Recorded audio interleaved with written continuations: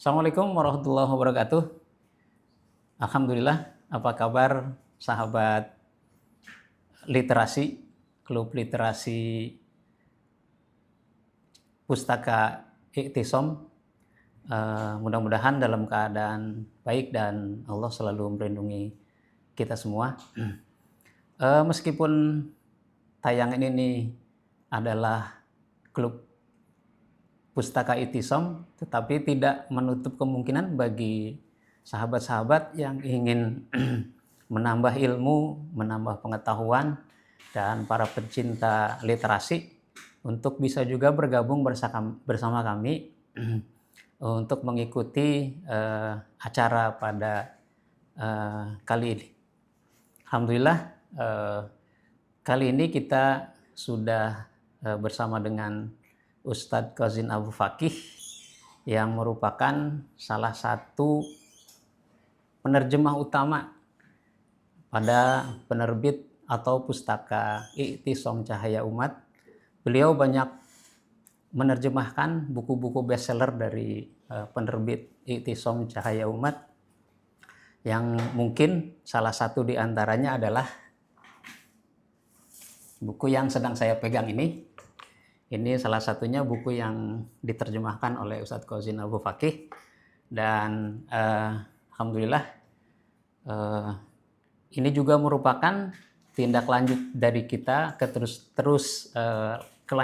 kelanjutan kita dalam membahas masalah-masalah keagamaan, dan terutama buku yang sudah saya pegang ini. Nanti kita akan bahas sedikit, kita dalami sedikit tentang buku ini. Mudah-mudahan ini bisa berjalan dengan terus-menerus, continue, sehingga kita bisa mendapatkan pemahaman yang utuh tentang buku yang sudah saya tunjukkan tadi. Kita langsung saja ke narasumber kita, Ustadz Qasin Abu Fakih. Assalamualaikum Ustaz. Waalaikumsalam warahmatullahi wabarakatuh. Alhamdulillah. Sehat Ustaz? Alhamdulillah. Alhamdulillah. Ini ngomong-ngomong sebelum serius, karena antum publik figur gitu ya Ustaz. Ada yang nanya, Qasin Abu Fakih itu nama antum sebenarnya atau bukan, katanya gitu Ustaz. Ya. Sebetulnya kalau dari sisi ya, nama saya kalau di kelahiran itu Qasin, nggak pakai saja. Kemudian ke SD, kemudian sanawiyah, aliyah masih pakai nama Qasin. Tapi ketika saya kuliah di Libya, Libya itu kan miliknya Saudi, dan karena miliknya Saudi mempersyaratkan harus ada 3 nama. Maksudnya 3 nama itu nama saya, nama ayah, dan nama kakek. Oh gitu. Ya. Jadi nggak boleh cuma nama satu. Gitu. Karena nama itu kalau di Arab itu satu aja. Gitu. Tapi kemudian menjadi 3 karena ada nama binnya mungkin. Ya, nama orang tuanya dan nama bapaknya orang tua, bapaknya bapak gitu. Nah saat itu kebetulan nama ayah saya itu Abu Fakih. Oh gitu. iya. Karenanya sebetulnya Qasin bin Abu Fakih. Nah ketika sudah Qasin, Abu, Fakih, udah 3 nama. 3 nama. Sehingga nggak perlu kakek saya. Nah akhirnya nama itu yang tertulis. Demikian juga kalau kita bikin paspor, kalau mau umroh, mau haji, itu mesti itu juga 3 nama. Nggak bisa cuma 1. Ya berbahagialah yang namanya sudah 3. Itu sudah cukup. Nah tapi karena kemudian tertulis begitu di jasa saya, kemudian bikin paspor juga begitu, terus KTP hilang, akhirnya bikin KTP baru, dan nyontohnya dari paspor. Akhirnya kemudian KTP mengikuti paspor. Ijazah S1 juga Qasin Abu Fakih. Kemudian ketika masuk sekolah S2 juga akhirnya saya samakan juga Qasin Abu Fakih. Jadi Qasin Abu Fakih itu sejak kuliah sampai sekarang. Tapi sebelum kuliah Qasin nggak pakai saja. Alhamdulillah, jadi hilang penasaran ya, kenapa beliau namanya Qasin Abu Fakih gitu ya. Dan alhamdulillah sudah menempuh pendidikan sampai S2. Kalau saya alhamdulillah sudah melebihi dari Ustadz Qauzin sampai S3. SD, SMP, dan SMA. Ya alhamdulillah karena ada kesempatannya justru tua gitu. Dan alhamdulillah saya juga sudah di UIN S3. Insya Allah tanggal 13 ini mohon doanya lagi ujian proposal. Mudah-mudahan dimudahkan oleh Allah Subhanahu wa taala. Dan sama juga saya daftar juga namanya Qauzin Abu Fakih. Artinya ijazah saya dari S1, S2, nanti S3 juga Qauzin Abu Fakih. Karena KTP sudah Qauzin Abu Fakih. Makanya kalau disinkronkan dengan akte kelahiran, ya beda, ada tambahan. Tapi kata imigrasi sih nggak apa-apa kan, tambahan itu nggak jauh-jauh kan tambahan orang tuanya. Tapi Abu Fakih bukan karena nama anak saya Fakih, enggak. Banyak yang tahu kan Qauzin Abu Fakih, Qauzin bapaknya Fakih gitu. Nah, gitu. Tapi Abu Fakih itu nama bapak saya. Iya. Alhamdulillah, dan kesempatan ini juga saya mengucapkan terima kasih Ustadz di tengah kesibukan antum yang luar biasa gitu ya, bisa menerima kami untuk bisa sekedar diskusi, wawancara dan menambah pengetahuan kita terutama ilmu tentang agama, yang mudah-mudahan dari diskusi nanti kita punya pemahaman yang komprehensif tentang agama dan terus kemudian juga dakwah gitu ya, terutama dakwah, sehingga kita bisa menyebarkan kebaikan-kebaikan ini kepada banyak orang gitu ya. Langsung saja Ustadz, untuk kita bahas sedikit tentang buku yang sudah saya tunjukkan tadi, tentang buku Nazarat fi Risalat Alim. Kalau saya buka-buka buku di sini, ini kan katanya juga ini buku bestseller, sudah lebih dari 5.000 terjual katanya. 10.000 barangkali terakhir katanya.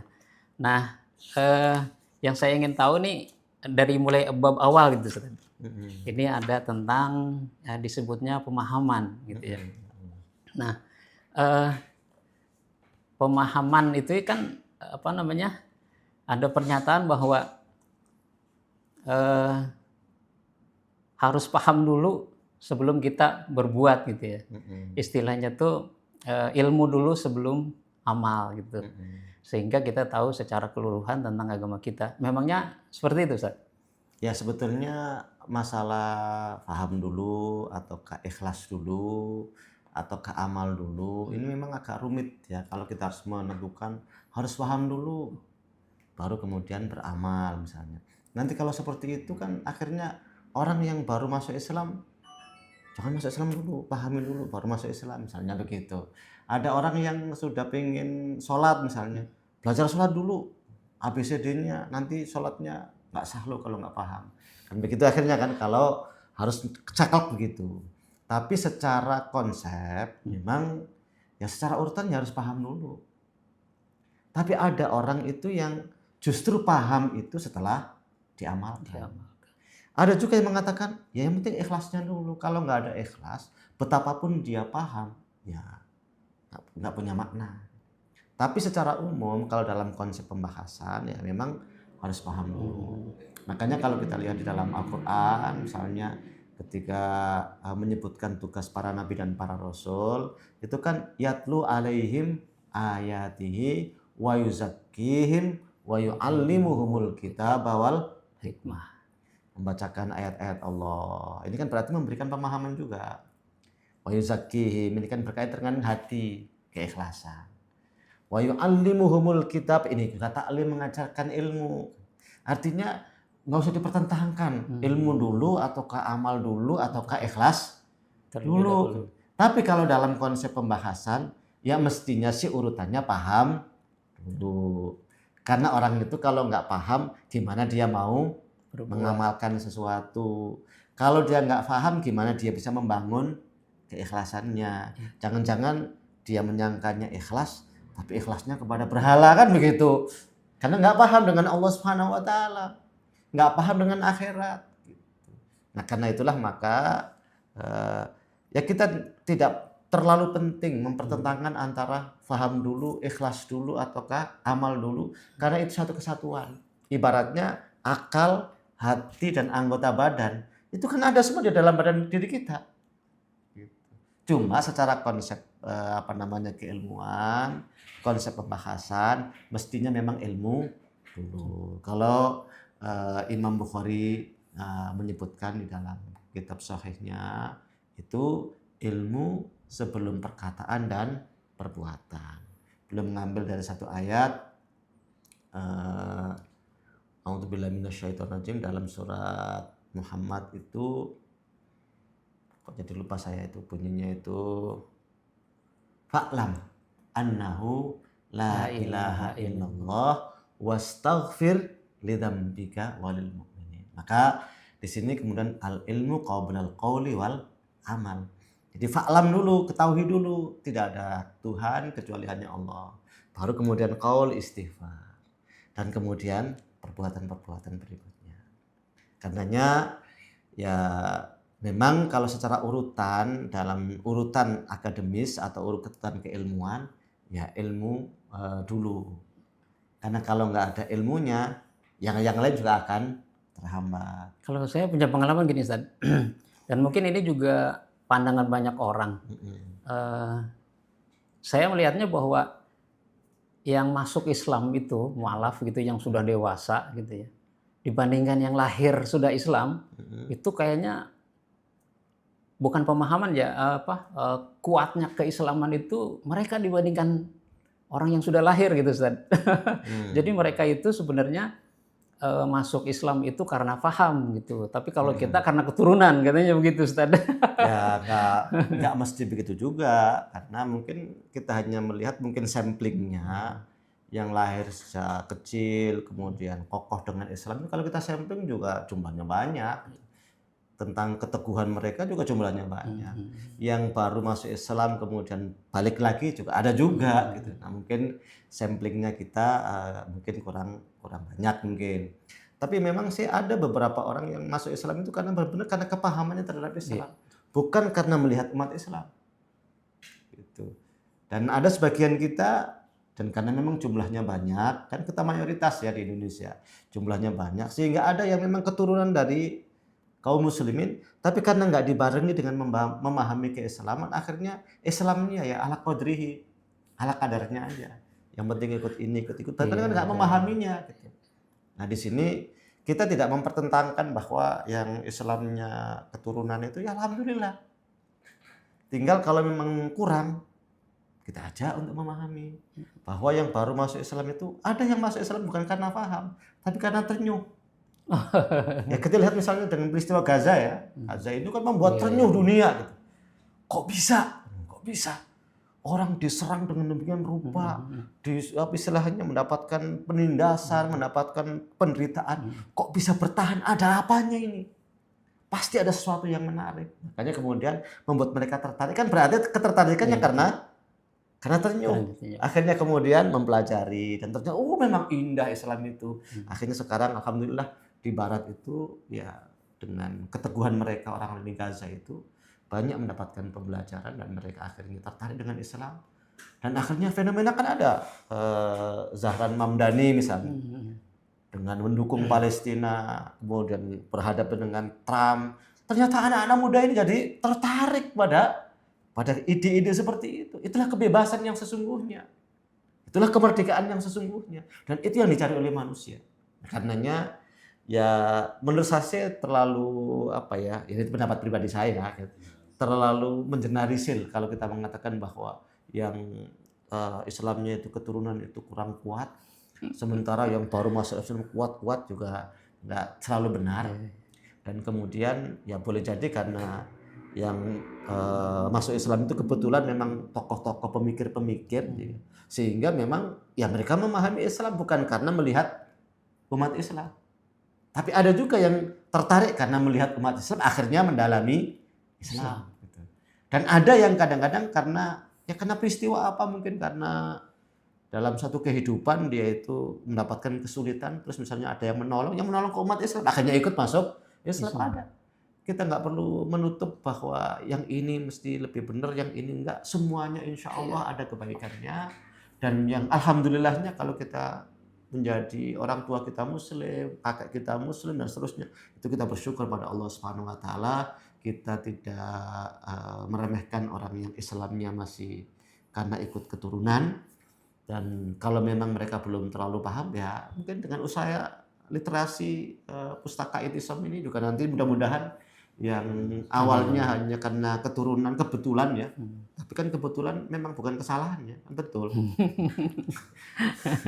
Islamnya karena kebetulan ya, akhirnya kita betulkan beneran gitu ya dengan ikut berliterasi atau ikut apa namanya mengkaji bersama-sama. Begitu kira-kira. Baik, jadi mungkin kalau kita nih yang dianggapnya Islam dari lahir ya, semakin kesini harusnya semakin memperkuat untuk pemahaman keislaman kita, Ustaz. Makanya kita kalau saat itu kita harus lebih bersyukur ya. Itu aja baru masuk Islam belajarnya luar biasa. Masa saya sudah masuk Islam dari dulu kayak begini. Saya kadang-kadang teman-teman yang biasa ikut ngaji-ngaji begitu itu kadang-kadang suka malas ngajinya. Di luar itu yang ngantri pengen ngaji banyak. Masa itu yang ngaji dari dulu kemudian malah malas mau ngaji. Rugi gitu. Nanti kalau kalian nggak mau ngaji lagi akan diganti mereka-mereka yang ngantri itu. Iya betul. Nah terus kemudian Ustaz, berkaitan dengan pemahaman ini kan ya, tentu saja rujukan kita paham dengan agama kita, dengan Islam itu kan Al-Quran dan Sunnah gitu ya, pasti. Tanpa kita menyampingkan dengan ijma ulama dan sebagainya gitu ya, ijma ulama dan sebagainya. Benarkah sebenarnya dari berbagai macam kalangan orang yang plural dalam Islam gitu ya, dalam pemahamannya, dua rujukan ini memang benar-benar mempersatukan umat Ustaz? Ya. Yang saya ketahui ya dari buku Nadharat fi Risalatit Ta'alim ini memang ada sesuatu yang menurut saya sangat-sangat unik, super unik. Karena di awal pembahasan ketika membahas pemahaman ini, beliau ingin menghadirkan sebuah pemahaman, tapi pemahaman ini yang membingkai pemahaman semuanya, sehingga bisa mewadahi semuanya satu, kemudian bekerja sama untuk memajukan agama Allah Subhanahu wa taala. Tidak menyalahkan yang ini, menyalahkan yang itu, tidak menganggap bahwa saya benar sendiri, yang lain semuanya salah, tapi berupaya untuk mencari titik temu. Dan karena itulah maka ya menurut saya sebelum beliau membahas tentang referensi utama ini, beliau menyatakan dulu bahwa Islam itu kan sistem yang menyeluruh, mencakup seluruh aspek kehidupan. Ini benar-benar akan mempersatukan seluruh elemen manusia, sehingga orang mau bekerja dimanapun, orang berprofesi apapun, orang punya kemampuan apapun, orang dalam tingkatan sosial apapun, jenis kelaminnya apapun gitu, semuanya itu merasa terwadahi oleh Islam karena Islam itu menyeluruh, mencakup seluruh aspek kehidupan. Dan kerja-kerja itu semuanya dihargai. Tidak hanya menghargai si ini paling berharga, paling benar karena begini, tapi semuanya punya kontribusi untuk agama Allah. Nah, setelah ditegaskan bahwa Islam itu memang menyeluruh, mencakup seluruh aspek kehidupan, baru kemudian referensinya apa sih Islam ini? Ketika membahas referensinya apa? Ya yang paling utama jelas Quran dan Sunnah. Dan itu yang disepakati oleh semua orang yang mengaku sebagai umat Islam. Muslim. Siapapun dia. Iya. Gitu. Tapi kenapa beliau tidak menggunakan ijma dan qiyas? Jangankan urusan ijma dan qiyas, referensi yang lain pun ada di dalam buku Nadharat fi Risalatit Ta'alim. Ada juga mengingkari. Cuma memang masih ada sebagian ulama yang tidak mengakui ijma. Karena nggak mungkin terjadi ijma. Kata sebagian ulama yang menolak itu. Kenapa nggak mungkin? Ya ulama kan tersebar di mana-mana. Para sahabat juga menyebar di mana-mana. Terus belum ada alat komunikasi pada saat itu. Sementara yang dimaksud ijma itu adalah kalau ada sesuatu dan nggak ada ulama yang berbeda pendapat, semuanya mengakui, itu baru terjadi ijma. Nah, mana mungkin bisa terjadi seperti itu? Nah, ini kan gambaran para ulama zaman dulu. Mungkin karena dulu belum ada WA ya, belum ada internet, belum ada ini. Gimana cara ngumpulin mereka? Nggak bisa. Karenanya kemudian mereka menganggap mustahil ada ijma. Tapi kemudian jumhur ulama mengatakan ijma itu ada. Tapi nyatanya ijma itu juga rata-rata menguatkan sesuatu yang sudah ada dalam Quran dan Sunnah. Bukan sesuatu yang baru. Gitu. Sehingga dengan demikian maka ya nggak ada salahnya memang referensi kita Quran dan Sunnah. Tapi Quran dan Sunnah sendiri itu tidak menafikan adanya ijma dan qiyas. Betul. Jadi nggak disebutkan tidak berarti nggak mengakui, sama sekali tidak.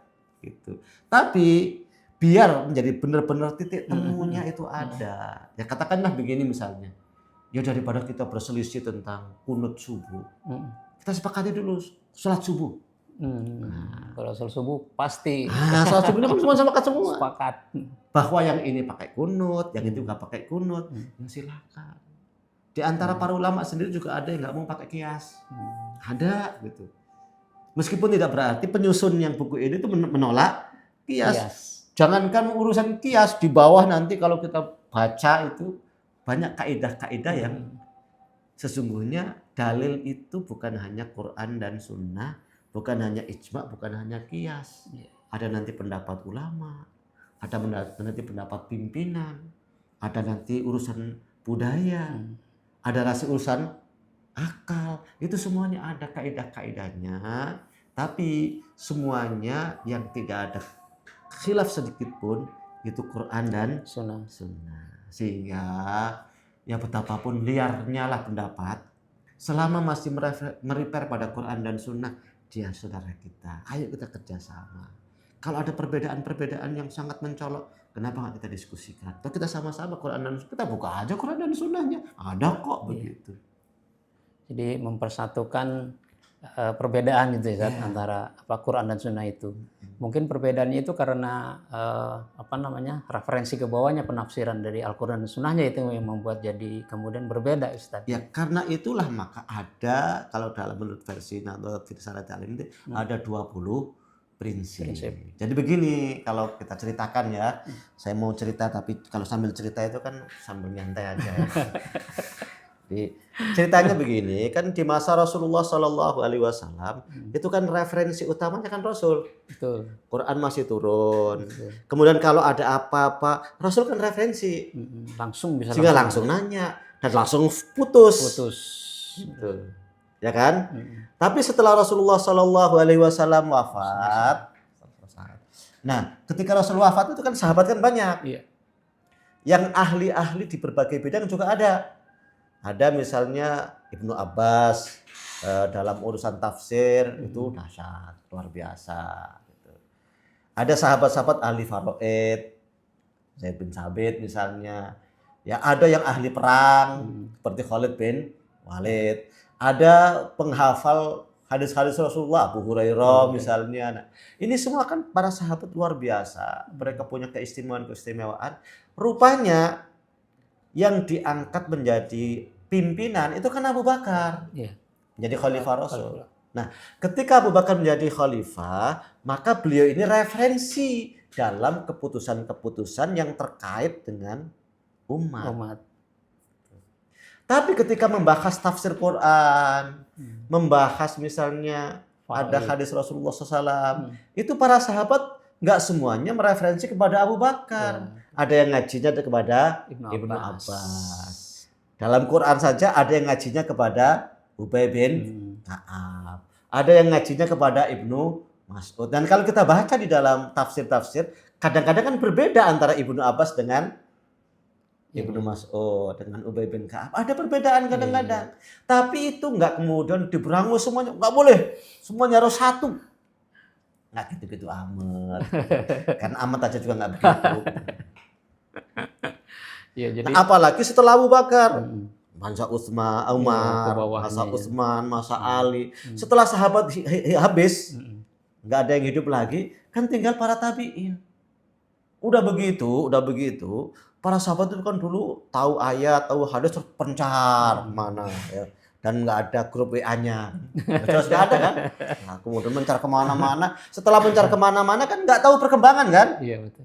Setelah itu mengajarkan kepada yang di bawahnya. Para tabi'in belajar di sini. para tabi'in yang di ujung sebelah sana belajar dari sahabat sana, yang di ujung sana belajar dari sahabat sana. Kira-kira ada perbedaan nggak? Ada. Ya pasti ada perbedaan kan? Nah, setelah ada perbedaan seperti itu, masa pencatatan Quran juga kan dimulai di masa Abu Bakar As-Siddiq pengumpulannya, tapi belum selesai, dilanjutkan di masa Umar juga belum selesai. Dan di masa Utsman bin Affan ini kan juga sudah mulai ada perbedaan-perbedaan bahkan qiraat ya.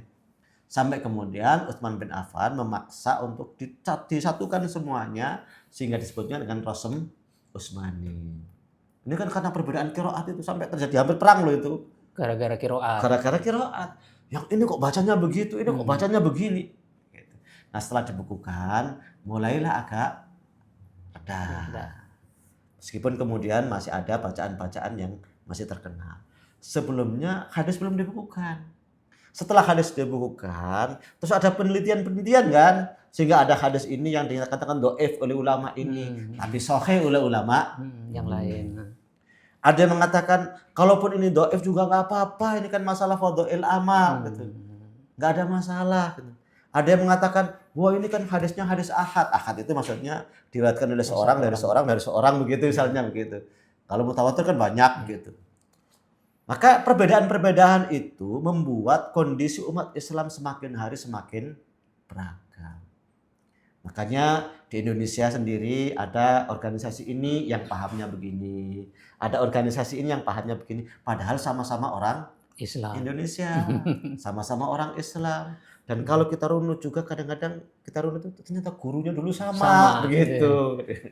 Gurunya sama, tapi kemudian ternyata kemudian berbeda. Iya. Nah, karena perbedaan-perbedaan itulah dan perbedaan ini ternyata diambil manfaatnya oleh musuh-musuh Islam untuk mengadu antara satu dengan yang lain. Iya.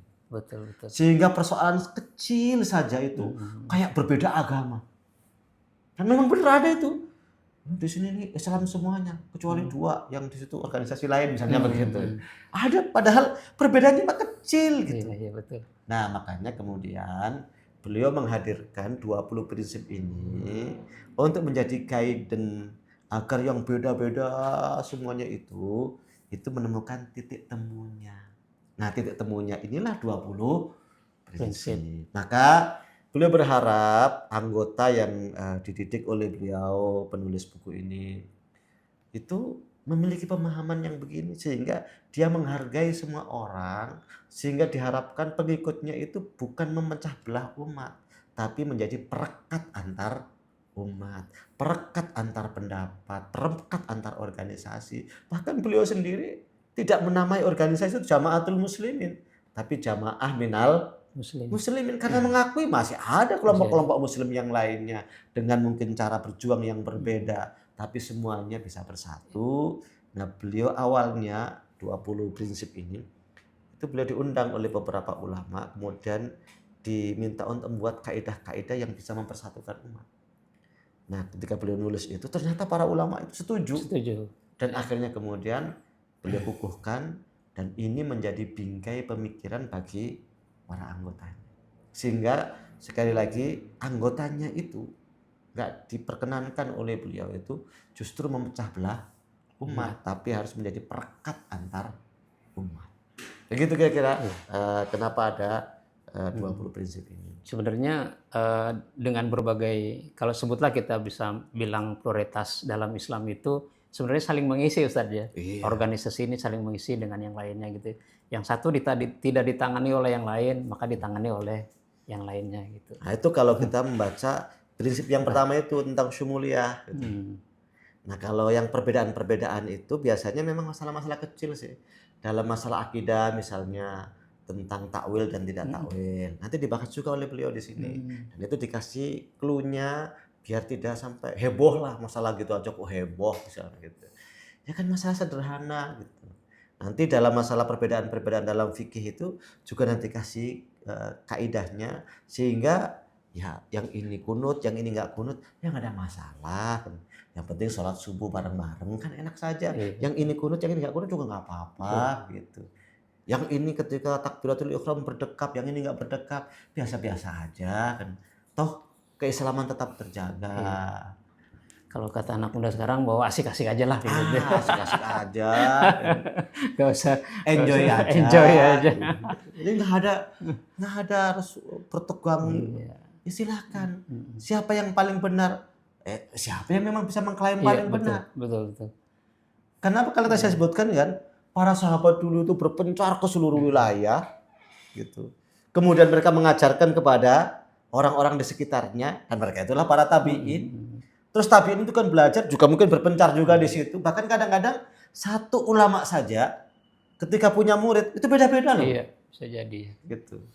Yang tadi saya sebutkan di Indonesia kan, kalau kita runut juga gurunya ternyata sama gurunya. Gitu. Kenapa jadi perbedaan? Iya. Pokoknya sebenarnya mah sama gitu.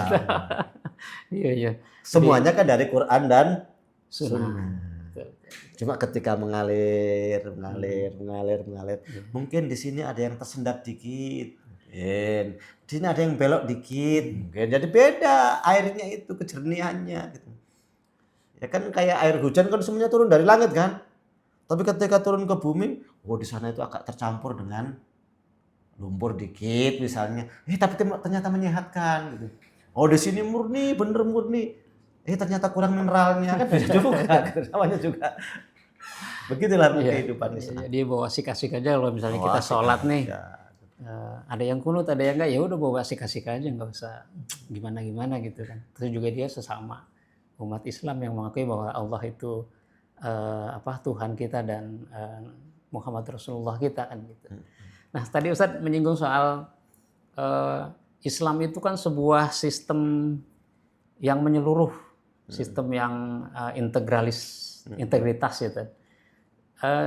Itu maknanya apa? Karena apakah Islam itu sudah mengatur semuanya gitu ya, termasuk pandangan tentang politik, kemudian tentang gerakan dakwah, tentang perbedaan-perbedaan, itu gimana tadi? Yang jelas begini ya kan, kita yakini bahwa Islam itu kan ajarannya Allah. Kemudian alam ini kan ciptaan Allah, manusia ciptaan Allah. Sementara Islam itu diturunkan agar Islam itu mengelola bumi ini, mengaturlah bumi ini. Khalifah itu. Karena kalau aturan yang ada di bumi ini dibikin oleh manusia, ya antum sama saya aja beda. Saya maunya begini, antum maunya begini, akan sepakat susah. Makanya yang paling bisa itu ya aturannya yang maha kuasa, sehingga semuanya sama, tunduk dan taat di situ. Nah, karena Islam itu miliknya Allah dari Allah Subhanahu wa taala, alam ini ciptaan Allah Subhanahu wa taala. Maka kan nggak mungkin Islam itu cuma mengatur hanya beberapa aspek saja. Betul. Pasti mengatur semuanya. Nah, cuma Allah Subhanahu wa taala yang maha adil, maha bijaksana, tahu ada sesuatu yang sifatnya permanen, nggak akan berubah sepanjang masa. Dan memang akal manusia juga nggak akan menyambung. Iya, nggak sampai. Maka yang di situ biasanya dijelaskan lebih rinci oleh Allah Subhanahu wa taala. Itulah biasanya masalah-masalah yang kita sebut dengan istilah keyakinan, ritual. Itu biasanya rinci banget. Karena apa? Karena akal manusia nggak nyambung ke sana. Nah, sementara hal-hal yang sifatnya memang menjadi sarana dalam kehidupan kita, itu biasanya diberikan secara global. Tapi ada guidance-nya. Ada aturannya. Ada guidance-nya. Ekonomi misalnya, ya mau bekerja mau silahkan, mau jadi ASN. Kalau nyari ayat Al-Quran yang menganjurkan kita untuk jadi ASN, ya nggak ada. Nggak ada. Gitu. Apalagi mencari penghidupan atau mencari rezeki kasbul maisha itu lewat media misalnya, nggak ada juga. Nggak ada. Jangankan lewat media itu nggak ada di situ. Media elektronik ya maksudnya. Apalagi yang berpikir banget bikin AI misalnya biar dapat uang banyaknya, nggak ada itu malahan. Itu kan cara bekerja, silahkan. Tapi ada guidance-nya, jangan menipu, jangan ngambil yang bukan haknya, jangan kemudian memperdagangkan sesuatu yang membuat kerusakan, pornografi atau kemudian menimbulkan keonaran. Itu kan guidance yang sesungguhnya itu urusan-urusan yang berkaitan dengan masa depan kita nanti di akhirat. Dan Iya. itu yang akan membuat dunia ini jadi tertib. Gitu. Tapi ya itu tadi, ada yang memang global, ada yang rinci. Nah biasanya yang rinci itu katakanlah masalah wudhu misalnya. Hmm. Ya wudhu ini dari zaman dahulu kala sampai kapanpun ya begitu. Seperti itu aja. Nggak akan mungkin Nggak kemudian berubah. karena sekarang ada AI kemudian AI gimana wudhukan saya misalnya, nggak bisa begitu. Gitu. Atau wudhunya pakai apa tablet misalnya, nggak bisa gitu. Ya wudhu tetap pakai air gitu. Kalau nggak bisa pakai air ya tayamum gitu. Nah, karena ini sifatnya permanen dan berlaku sebergenerasi, makanya rinci banget dalam masalah wudhu itu. Nah, karena rinci banget masalah wudhu, disinilah kemudian ada perbedaan. Sehingga ada hal teknis itu, wah membasuh, mengusap kepala itu harus semuanya Semuanya. begini. Enggak sah, bahkan bikin begini juga sah, Iya. karena kan wamsahu biru'usikum Sebagian. gitu. Nah, ini kan perbedaan kenapa? Karena itu teknis. Gitu. Tapi rinciannya itu lebih rinci daripada urusan ekonomi, daripada urusan politik. Ini lebih rinci waktu wudhu misalnya, rinci banget gitu. Tapi karena saking rincinya, sehingga dalam beberapa teknis itu yang akhirnya ada perbedaan. Nah, demikian juga nanti dalam masalah politik, karena politik itu guidance-nya secara umum. Disitulah kemudian hal-hal teknis itu suka ada perbedaan. Ekonomi juga sama karena dia sifatnya general dan ada beberapa kaidah umum, ada juga hal-hal yang sifatnya teknis dan perbedaan. Tapi selama semuanya masih bersumber dari Quran dan Sunnah, okelah kita saling menghargai. Dan uniknya nanti di prinsip kelima itu, pimpinan itu punya otoritas. Sehingga apa? Kalau ada perbedaan-perbedaan dalam hal-hal yang memang seperti ini, yang sifatnya dalam kehidupan real gitu, itu ada kata putusnya. Nggak terus mengambang, kemudian stabilitas dari akhirnya nggak terjaga. Nah inilah makanya ya benar Islam itu memang atur segala urusan. Coba bayangkan sampai ke toilet aja diatur kok. Iya. Kita bersin saja, subhanallah. Ada aturannya. Alhamdulillah. Yang dengar ngucapin yarhamukallah.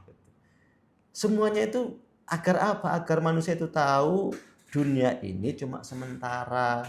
Maka dimanapun, kapanpun, dalam keadaan apapun, ingat ada aturan Allah. Ikuti. Sehingga apa? Sehingga kalaupun kita di politik, kita di budaya, kita di media, kita di apapun, itu semuanya kita manfaatkan untuk apa? Untuk menyebarkan kebaikan. Untuk mengajak orang mendekat kepada Allah. Nah, disinilah bahwa Islam itu menyeluruh, mencakup seluruh aspek kehidupan. Dan karena keyakinan itu, maka Muslim ketika melakukan apapun akan tanya, sesuai enggak ya dengan ajaran Allah? Itu Muslim. Tapi kalau yang mengatakan enggak, Islam itu cuma mengatur urusan sholat, zakat, saum. Akhirnya ketika berpolitik, nggak ada urusan agama, suka-suka aku. Gitu. Akhirnya begitu. Tapi dengan kita meyakini bahwa Islam itu mencakup seluruh aspek kehidupan, maka ya jangankan urusan politik yang pengaruhnya sangat besar kepada umat, gitu, kepada manusia yang lain, dalam urusan wudhu aja dijelaskan oleh Islam. Dan semuanya itu sebenarnya ada contohnya ya di dalam kehidupan Rasulullah itu awal Islam itu ada semua. Ada semua.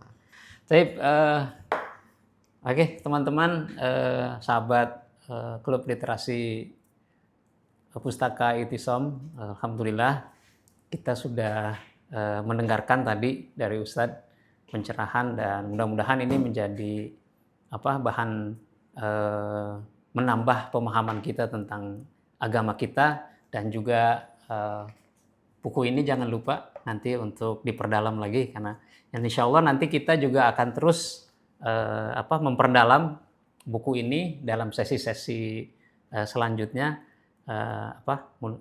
Berikan saja kami doa dan dukungan supaya tetap berjalan untuk sesi-sesi selanjutnya. Dan terima kasih kepada Ustadz yang sudah memberikan waktu kepada kami tentang pencerahan ini. Mudah-mudahan bisa diamalkan dan kemudian menjadi contoh bagi semua gitu ya. Bukan cuma bagi anggota klub literasi, tapi juga mudah-mudahan bermanfaat juga untuk masyarakat umum yang ada Amin, dimanapun amin, berada amin. gitu ya. Kita sekarang dengarkan closing statement closing dari Ustadz, kepada Ustadz kami persilakan. Ya, secara ilmiah, secara akademis itu memang pemahaman itu menjadi pemandu seluruh keberadaan kita. Karena apa? Karena ya kalau kita fahamnya benar, maka nanti arah tujuan hati kita juga akan benar. Benar. Langkah-langkah kita juga benar. Karena itulah maka ada ungkapan manusia itu ibnu fikrihi, tindakan manusia itu anak dari pemikirannya.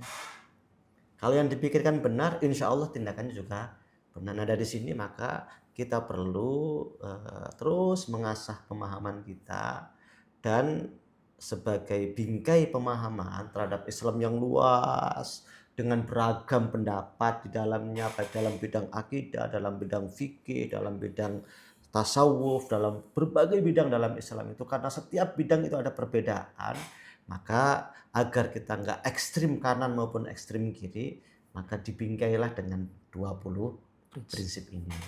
Dan penulis 20 prinsip ini selalu sering banget mengulang-ulang perkataan Rashid Ridho yang mengatakan, ayo kita lakukan apa yang kita sepakati, dan kita saling memaafkan satu dengan yang lain, saling toleransi dalam hal yang kita perdebatkan, terutama kalau perdebatan itu atau perbedaan itu bukan masalah-masalah yang sangat krusial, sangat-sangat prinsip dalam Islam. Mudah-mudahan kita semuanya diberi anugerah oleh Allah Subhanahu wa taala pemahaman yang benar, Amin, amin. menyeluruh, Amin. dan mempersatukan, bukan pemahaman yang parsial dan memecah belah umat. Aku qouli hadza wa astaghfirullaha wa lakum innahu ghafurur rahim. Assalamualaikum warahmatullahi wabarakatuh. Waalaikumsalam.